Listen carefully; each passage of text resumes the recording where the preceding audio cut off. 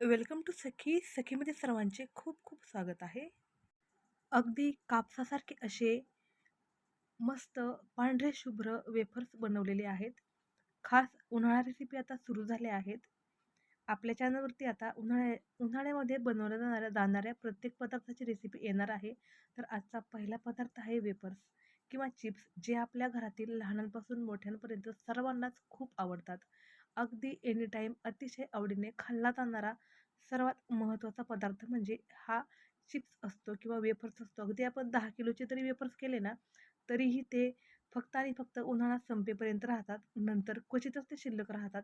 तर अगदी पांढरे शुभ्र असे हे वेफर्स कसे तयार करायचे ते मी ह्या व्हिडिओमध्ये अगदी डिटेलमध्ये सांगितलेलं आहे. खूप साऱ्या मी टिप्स सांगितलेल्या आहेत. त्या जर वापरून तुम्ही वेफर्स केले तर तुमचे वेफर्स जे आहेत ना, ते अजिबात पिवळे पडणार नाहीत. अगदी पांढरे शुभ्र असे होतील. चला तर मग वेळ न घालवता व्हिडिओला सुरुवात करूयात. प्रत्येक स्टेप जी सांगितली आहे ती व्यवस्थित प्रकारे फॉलो करा. म्हणजे जे तुमचे चिप्स होतील ना, ते अगदी पांढरे शुभ्र होतील आणि हो, वर्षभर असेच ते पांढरे शुभ्र राहतील सुद्धा.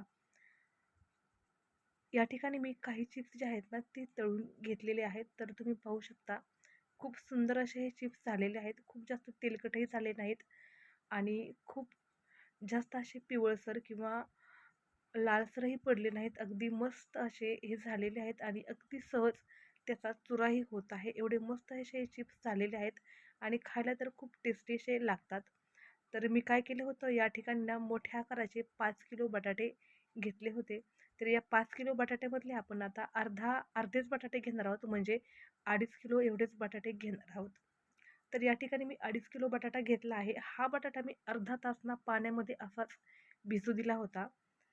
कंपल्सरी आपल्याला बटाटा अर्धा तास जो आहे ना, तो पाण्यामध्ये भिजू द्यायचा आहे. म्हणजे साली ज्या आहेत ना बटाट्याच्या, त्या अगदी लवकर निघतात आणि खूप जास्त बटाट्याचा जो भाग आहे ना, तो सालीमध्ये येत नाही. फक्त सालच व्यवस्थित निघते. आता या ठिकाणी मी अगदी स्वच्छ असं पाणी घेतलं आहे आणि साल काढलेला बटाटा डायरेक्टली मी पाण्यामध्ये टाकून घेतला आहे. 3-4 बटाट्याच्या साली काढून झाल्या की मग आपल्याला चिप्स करायला घ्यायचं आहे. चिप्स करत असताना आपल्या हाताला लागणार नाही याची आपल्याला काळजी घ्यायची आहे. अगदी सावकाश आपल्याला चिप्स जे आहेत ना, ते बनवून घ्यायचे आहेत. खूप घाई करायची नाही. आपल्या हाताला वगैरे इजा होईल असं आपल्याला काही करायचं नाही. कारण चिप्स वगैरे बनवताना आपल्या हाताला किसणी लागण्याचा धोका असतो. तर अगदी व्यवस्थित हलक्या हाताने आपल्याला चिप्स करून घ्यायचे आहेत. म्हणजे चिप्सचा जो आकार आहे तो एकसारखा येतो. कमी जास्त असा होत नाही. आणि शक्यतो चिप्स बनवण्यासाठी मोठ्याच आकाराचा बटाटा वापरायचा आहे. लहान आकाराचा बटाटा चिप्ससाठी बिलकुल वापरायचा नाही.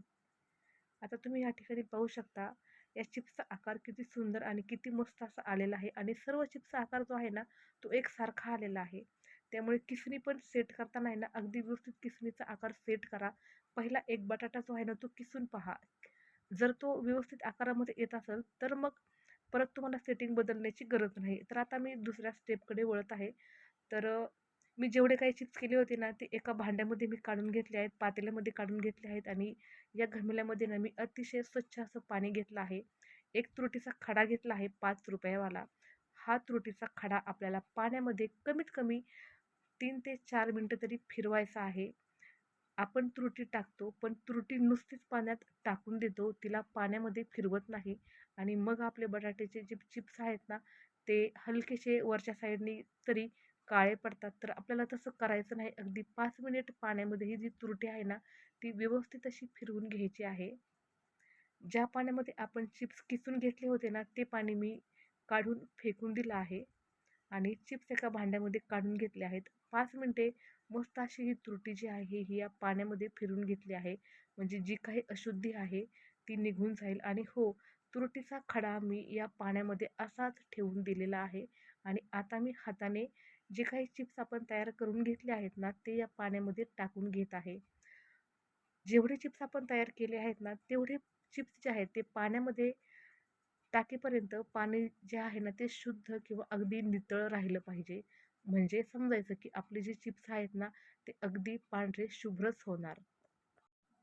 परत एकदा सांगते, आपल्याला बटाटा जो आहे तो अर्धा तास पाण्यामध्ये भिजत ठेवायचा आहे. नंतर त्याचे साले काढायचे आहेत आणि एका भांड्यामध्ये त्याला स्वच्छ पाण्यामध्ये किसून घ्यायचं आहे.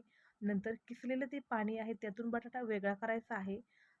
त्याच भांड्यामध्ये किंवा दुसऱ्या भांड्यामध्ये अतिशय स्वच्छ असं पाणी घ्यायचं आहे. त्यामध्ये 5 मिनिटं तुरटी फिरवत राहायचं आहे आणि मग जे सर्व आपण चिप्स बनवून घेतले आहेत, ते सर्व चिप्स जे आहेत ना, ते मस्त असे या पाण्यामध्ये टाकून घ्यायचे आहेत. तुम्ही पाहू शकता मी सर्व चिप्स टाकून घेतले आहेत, तरीही पाणी खूप मला नितळ असं वाटत आहे. जर असं वाटलं, की आपलं पाणी चिप्समध्ये कमी पडत आहे किंवा चिप्स वरती तरंगत आहेत, तर त्यामध्ये पाणी ॲड करायचं आहे आणि एकदा हाताने मस्त असं फिरवून घ्यायचं आहे.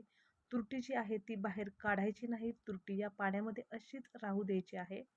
आणि जे चिप्स आहेत ते पाण्यामध्ये पूर्णपणे बुडले पाहिजेत, असं त्याला सेट करून ठेवायचं आहे. जे चिप्सचं भांडं आहे ना, ते एकदा त्या जागेवरती सेट करून ठेवलं, की परत आपल्याला त्याला हलवायचं नाही. ते त्याच जागेवरती राहू द्यायचं आहे. आता तुम्ही पाहू शकता अजूनही हे जे पाणी आहे ना, ते खूप नितळ असं दिसत आहे.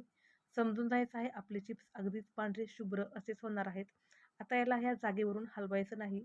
यावरती एखादं झाकण वगैरे ठेवायचं. तर मी मोठ्या आकाराचं जे घमेलं आहे ना, ते यावरती ठेवलं आहे.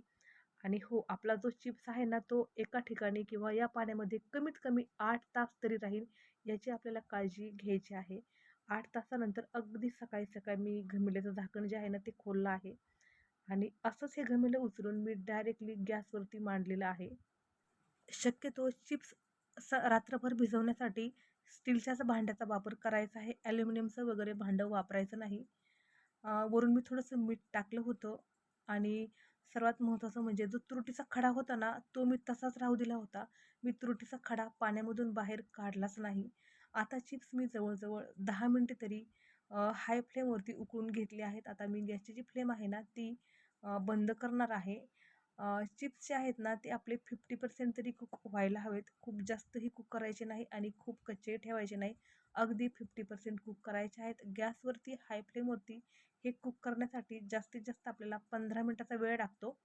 त्यापेक्षा जास्त असा वेळ लागत नाही. आता मी गॅस बंद केला आहे आणि या ठिकाणी मी चिप्स जे आहेत ना, ते चाळणीच्या म्हणजे पुरणाची जी चाळणी असते ना, ती या पाण्यामध्ये घालून ते जे चिप्स आहेत ना, ते एका दुसऱ्या भांड्यामध्ये काढून घेणार आहे. असे केल्याने काय होते, की जे गरम पाणी वगैरे आहे ना, ते आपल्या अंगावरती वगैरे सांडण्याची जी भीती आहे ना, ती आपल्याला राहत नाही आणि एवढं पाणी आणि एवढे चिप्स आपल्याला गच्चीवरती घेऊन जाताना जो काही त्रास होतो ना, तो त्रासही वाचतो.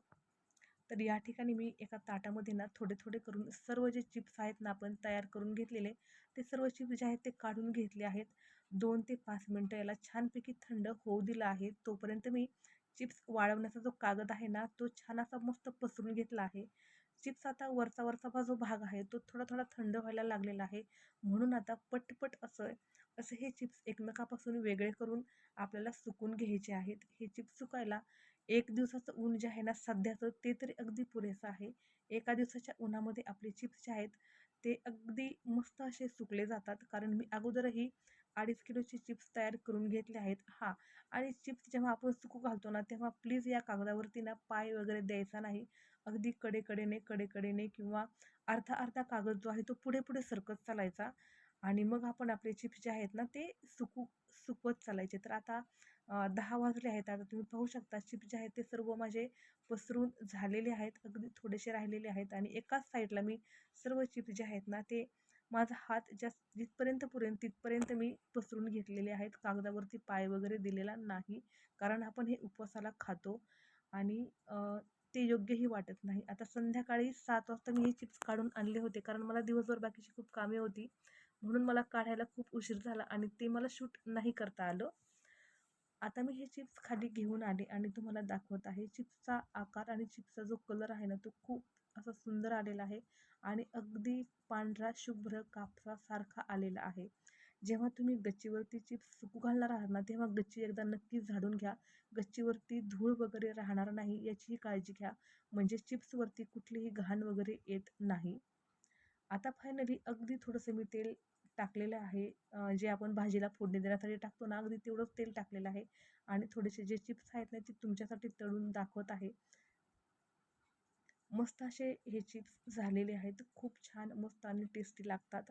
लहान मुलांना तर खूप खूप आवडतात किंवा अचानक आपल्याला जर भूक लागली, तरीही आपण याचा स्नॅक म्हणून छान असा वापर करू शकतो. वर्षभर अगदी मस्त टिकतात. खूप खमंग लागतात. तर या ठिकाणी मी खूप सारे चिप्स तळून घेतले आहेत. बाकीचे चिप्स मी डब्यामध्ये भरून ठेवणार आहे. जेव्हा आपण चिप्स डब्यामध्ये भरणार आहोत ना, त्या अगोदर त्याला एका प्लास्टिकच्या थैलीमध्ये पॅक करायचं आहे. वरून आपल्याला एक कागद टाकायचा आहे आणि नंतर त्याला पॅक करायचं आहे आणि मग त्याला हवाबंद डब्यामध्ये ठेवायचं आहे. असे केल्याने आपले चिप्स जे आहेत ते वर्षभर अगदी मस्त राहतात. तर नक्की याप्रमाणे ट्राय करा. रेसिपी आवडल्यास लाईक, शेअर आणि चॅनलवरती नवीन असाल तर चॅनलला सबस्क्राईब करा. धन्यवाद.